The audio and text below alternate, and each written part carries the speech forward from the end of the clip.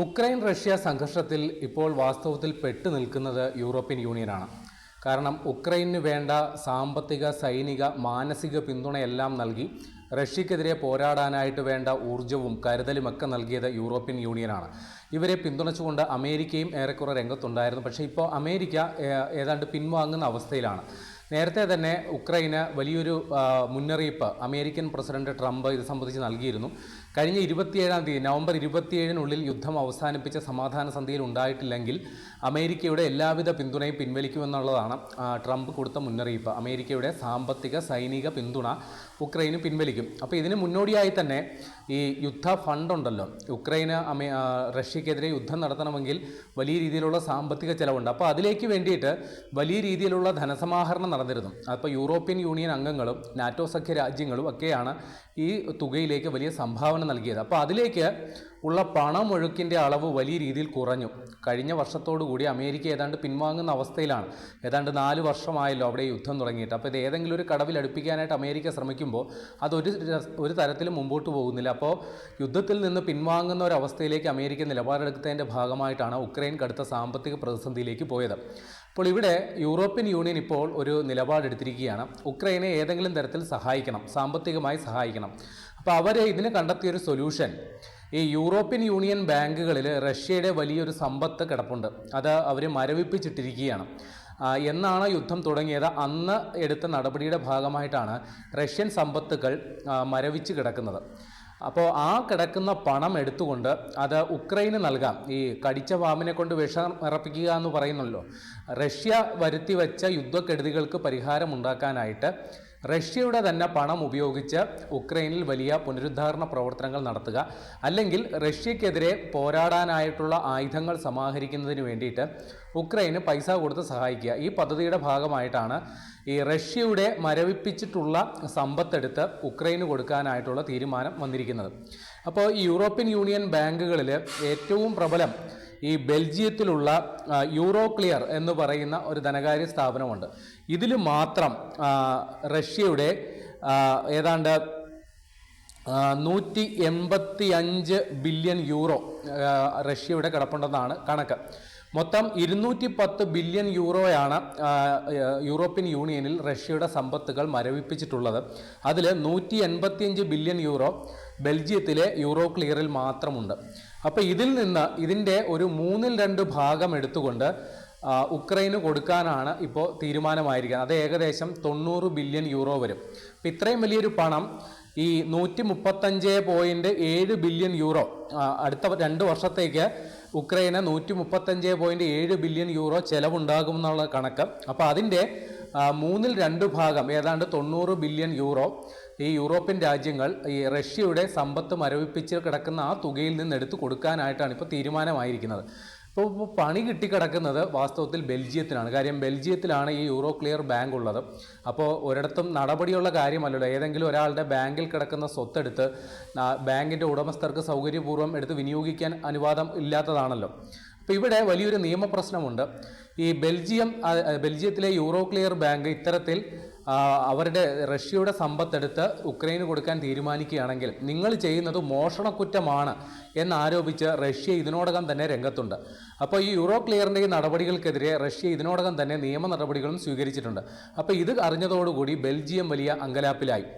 Belgium പറയുന്നത് ഞങ്ങളുടെ കയ്യിലുള്ള പണം എടുത്ത് അങ്ങനെ തരുന്നതിന് ഞങ്ങൾക്ക് കുറച്ച് ബുദ്ധിമുട്ടുണ്ട്. കാര്യം അത് വലിയ നിയമപ്രശ്നങ്ങൾ ഉണ്ടായാൽ അത് ബെൽജിയത്തിൻ്റെ ധനസ്ഥിതിയെ തന്നെ തകിടം മറിച്ച് കളയും. കാര്യം ഈ 90 ബില്യൺ യൂറോ ഉക്രൈൻ എടുത്ത് കൊടുത്തു കഴിഞ്ഞാൽ ഏതെങ്കിലും ഒരു നിയമപ്രശ്നം വന്നു കഴിഞ്ഞാൽ ഈ ബെൽജിയം ബാങ്കിന് ഈ തുക തിരിച്ചവിടെ വെക്കേണ്ടി വരും. ആ തുക ആര് തരും? ഇതാണ് ചോദ്യം. ആരാണ് ഞങ്ങൾക്കൊരു ഗ്യാരണ്ടി തരിക ഇക്കാര്യത്തിൽ? അപ്പോൾ അതിലൊരു വ്യക്തത വരുത്തണം. അല്ലാതെ വെറുതെ എടുത്ത് പണം എടുത്ത് ചിലവാക്കാൻ പറ്റില്ല എന്നുള്ളതാണ് ഇവിടെ ഇപ്പോൾ ബെൽജിയം പ്രധാനമന്ത്രി, അദ്ദേഹത്തിൻ്റെ പേര് ബാർട്ടി വീവർ എന്നാണ്. അപ്പോൾ അദ്ദേഹം യൂറോപ്യൻ യൂണിയൻ രാജ്യങ്ങളോട് പറയുന്നത് ഇതൊരു പാപപരിഹാര പദ്ധതിയാണ്. റഷ്യ ചെയ്ത പാപങ്ങൾക്ക് പരിഹാരമായിട്ട് അവരുടെ പണം തന്നെ ഉപയോഗിച്ച് പുനരുദ്ധാരണ പ്രവർത്തനങ്ങൾ നടത്തുക. അപ്പോൾ ഈ പരിഹാര പദ്ധതിയിലേക്ക് റഷ്യയുടെ പണം, ഞങ്ങളുടെ കയ്യിലിരിക്കുന്ന റഷ്യയുടെ പണം ഞങ്ങൾ നൽകാം, പക്ഷേ അതിന് പല ഉപാധികൾ ഞങ്ങൾ മുന്നോട്ട് വെക്കുകയാണ്. ആ ഉപാധികൾ ഏതെങ്കിലും നിയമ നടപടി ഉണ്ടായാൽ തൻ്റെ രാജ്യത്തിന് ഗുരുതര സാമ്പത്തിക പ്രതിസന്ധി ഉണ്ടാകും. അതിന് ആരാണ് പരിഹാരമുണ്ടാകുക. ഇപ്പോൾ ഈ കാര്യത്തിൽ വരുന്ന വ്യാഴാഴ്ച യൂറോപ്യൻ യൂണിയൻ്റെ സമ്മേളനം നടക്കുകയാണ്. അപ്പോൾ ഈ കാര്യത്തിൽ ആരെങ്കിലും ഒരാൾ ഗ്യാരണ്ടി തരണം എന്നുള്ളതാണ് ബെൽജിയത്തിൻ്റെ നിലപാട്. അപ്പോൾ പല സാധ്യതകളാണ് ഇത് സംബന്ധിച്ച് ഉള്ളത്. കഴിഞ്ഞ വർഷം ഇത്രയും വലിയൊരു തുക ബാങ്കിൽ കിടക്കുമ്പോൾ സ്വാഭാവികമായിട്ടും അതിൻ്റെ പലിശ വരുമല്ലോ. അങ്ങനെ വന്ന പലിശ ഏതാണ്ട് 3.7 ബില്യൺ യൂറോ യൂറോപ്യൻ യൂണിയൻ എടുത്ത് ഉക്രൈന് നൽകിയിരുന്നു. ഇപ്പോൾ മുതലും പലിശ മാത്രമല്ല, ആ മുതലും എടുത്തു കൊടുക്കാനായിട്ടുള്ള പരിപാടിയാണ് നോക്കുന്നത്. അപ്പോൾ ചില നിർദ്ദേശങ്ങൾ ഈ കാര്യത്തിൽ വന്നിട്ടുണ്ട്. അത് ഏറ്റവും പ്രബലമായ നിർദ്ദേശം, ഈ പറയുന്ന തുക കടപ്പത്രം ഇഷ്യൂ ചെയ്തുകൊണ്ട് ഇത്രയും തുക ഗ്യാരണ്ടി വെച്ചുകൊണ്ട് ആ പണമായിട്ട് കൊടുക്കുന്നതിന് പകരം യൂറോപ്യൻ യൂണിയൻ ഗ്യാരണ്ടി നിന്നുകൊണ്ട് കടപ്പത്രം ഇറക്കി അങ്ങനെ തുക സമാഹരിച്ച് ആ പണം എടുത്ത് ഉക്രൈന് കൊടുക്കണമെന്നുള്ളതാണ് പ്രബലമായ നിർദ്ദേശം. അതാണ് ബെൽജിയവും സപ്പോർട്ട് ചെയ്യുന്ന കാര്യം. അവർക്ക് ഇത് സംബന്ധിച്ച് പിന്നെ ബാധ്യത ഉണ്ടാകില്ലല്ലോ. പക്ഷേ അത് അംഗീകരിക്കപ്പെടാൻ സാധ്യത കുറവാണ്. അവിടെ ഹംഗറിയും സ്ലോവാക്യയും എതിർപ്പുമായിട്ട് വരികയാണ്. അവർ പറയുന്നു, ഇനി യുക്രൈന് പൈസ കൊടുക്കുന്ന പരിപാടികൾക്ക് ഞങ്ങൾക്ക് വലിയ താല്പര്യമില്ല എന്നാണ് ഇവർ പറയുന്നത്. അപ്പോൾ യുക്രൈന് വേണ്ടിയിട്ട് അവരുടെ സ്പോൺസർമാരായിട്ട് പ്രവർത്തിച്ചുകൊണ്ടിരുന്ന യൂറോപ്യൻ യൂണിയനിലെ 3 രാഷ്ട്രങ്ങളിപ്പോൾ ഇതുമായി ബന്ധപ്പെട്ടുള്ള പരിപാടികളിൽ വലിയ താല്പര്യക്കുറവ്, വലിയ വിമുഖത കാണിക്കുന്നു എന്നാണ് നമ്മൾ മനസ്സിലാക്കേണ്ടത്. ഒന്ന്, ബെൽജിയം അവരുടെ കയ്യിരിക്കുന്ന പൈസ എടുത്ത് കൊടുക്കുന്നതിൽ അവർക്ക് താല്പര്യക്കുറവുണ്ട്.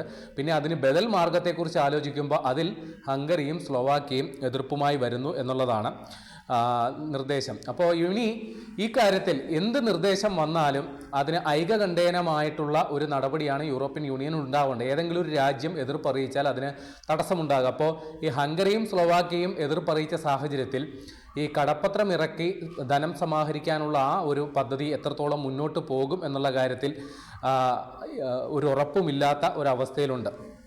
അപ്പോൾ നിലവിൽ നമ്മുടെ റഷ്യയിലെ സെൻട്രൽ ബാങ്ക് ബെൽജിയത്തിലെ യൂറോ ക്ലിയറിനെതിരെ നിയമ നടപടി സ്വീകരിക്കുന്ന ഒരു അവസ്ഥ കൂടിയുണ്ട്.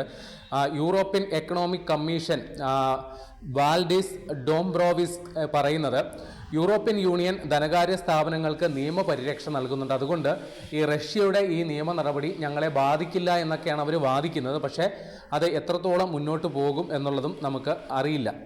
ഇനി നമ്മുടെ ജർമ്മൻ ചാൻസലർ ഫ്രെഡറിക് മെഴ്സ് പറയുന്നത്, റഷ്യൻ പണം ഉപയോഗിച്ച് ഭാവിയിൽ ഉക്രൈന് വേണ്ട പരിരക്ഷ കൊടുക്കാൻ പോലും സാധിക്കും. അതുകൊണ്ടാണ് ഈ പദ്ധതിയുമായിട്ട് മുമ്പോട്ട് പോകുന്നത് എന്ന് അവർ പറയുന്നുണ്ട്. ഏതായാലും ഈ യുദ്ധം അവസാനിപ്പിക്കുന്നത് വരെ ഈ തുക യൂറോപ്യൻ യൂണിയൻ്റെ കയ്യിലുള്ള റഷ്യയുടെ നിക്ഷേപമായ 210 ബില്യൺ യൂറോ അത് അനിശ്ചിത കാലത്തേക്ക്, എന്നാണ് യുദ്ധം അവസാനിപ്പിക്കുന്നത് അന്ന് വരെ ഇത് അനിശ്ചിതമായി മരവിപ്പിച്ചിടാനായിട്ടാണ് തീരുമാനം. അപ്പോൾ ഇവിടെ ഈ പണം എടുത്ത് വിനിയോഗിക്കാനായിട്ടുള്ളൊരു നിർദ്ദേശം വരുമ്പോൾ ഞാൻ നേരത്തെ പറഞ്ഞല്ലോ, ബെൽജിയത്തിൻ്റെ യൂറോ ക്ലിയർ വലിയ പ്രതിഷേധം അറിയിക്കുന്നത്. അതിന് മറ്റൊരു കാരണം കൂടിയുണ്ട്. ഈ യൂറോ ക്ലിയറിൻ്റെ ഏതാണ്ട് 16-17 ബില്യൺ യൂറോ റഷ്യയിൽ നിക്ഷേപമായിട്ട് അവർക്കുണ്ട്. അപ്പോൾ ആ തുക അതും മരവിച്ച് കിടക്കുന്ന അവസ്ഥ. ഈ തുക, അതായത് ഈ യൂറോ ക്ലിയർ എന്ന് പറയുന്ന സ്ഥാപനം റഷ്യയുടെ നിക്ഷേപം എടുത്ത് യുക്രൈന് കൊടുക്കുന്നൊരു നിലപാടെടുത്തു കഴിഞ്ഞാൽ റഷ്യയിലുള്ള യൂറോ ക്ലിയറിൻ്റെ ഏതാണ്ട് 16-17 ബില്യൺ യൂറോ അത് മറക്കേണ്ട അവസ്ഥയിലേക്ക് വരും. ഇപ്പോൾ ബെൽജിയം എന്ന് പറയുന്നത് മറ്റ് യൂറോപ്യൻ രാജ്യങ്ങളെ അപേക്ഷിച്ച് നോക്കുമ്പോൾ അത്ര വലിയ ധനസ്ഥിതിയുള്ള രാജ്യമൊന്നുമല്ല. അപ്പോൾ ഇത്രയും ഭീമമായ തുകയുടെ സാമ്പത്തിക ബാധ്യത ഞങ്ങളുടെ രാജ്യത്തിന് ഒറ്റയ്ക്ക് പേറേണ്ടി വന്നാൽ ആരാണ് അതിന് സമാധാനം പറയുക എന്നുള്ളതാണ് ഇപ്പോൾ ബെൽജിയം പ്രധാനമന്ത്രി ചോദിക്കുന്നത്. ഏതായാലും വരുന്ന ദിവസങ്ങളിൽ യൂറോപ്യൻ യൂണിയൻ്റെ സമ്മേളനം അതിനിർണായകമാണ്. ഉക്രൈനെ സംബന്ധിച്ച് കാര്യങ്ങൾ മുമ്പോട്ട് പോകണമെങ്കിൽ അമേരിക്കയുടെ പിന്തുണ ഏറെക്കുറെ അവസാനിച്ചൊരു മട്ടാണ്. അക്കാര്യത്തിൽ യൂറോപ്യൻ യൂണിയൻ്റെയും നാറ്റോ അംഗരാജ്യങ്ങളായ മറ്റു രാജ്യങ്ങളുടെയും പിന്തുണ, പ്രത്യേകിച്ച് ജർമ്മനി, ഫ്രാൻസ് അടക്കമുള്ള രാജ്യങ്ങളുടെ നിലപാടാണ് ഉക്രൈനെ സംബന്ധിച്ച ഭാവി പദ്ധതികൾ തീരുമാനിക്കുക എന്നുള്ളത് അടിവരയിട്ട് പറയേണ്ടി വരും. ഏതായാലും ഈ സമ്പത്തിൻ്റെ ഇടപാട് സംബന്ധിച്ച് ഉക്രൈന് ധനകാര്യപരമായി സഹായിക്കുന്ന കാര്യത്തിൽ സംബന്ധിച്ച് യൂറോപ്യൻ യൂണിയൻ പ്രതിനിധികളിൽ വലിയ ഭിന്നത ഉണ്ടായി എന്നുള്ളത് ഉക്രൈനെ സംബന്ധിച്ച് വലിയ തിരിച്ചടിയാണ്. അതുകൊണ്ട് തന്നെ ഭാവിയിൽ വരും ദിവസങ്ങളിലെ യുദ്ധത്തിൽ ഇത് എത്രത്തോളം സ്വാധീനിക്കുമെന്നുള്ളത് കാത്തിരുന്ന് കാണേണ്ട സംഗതിയുമാണ്.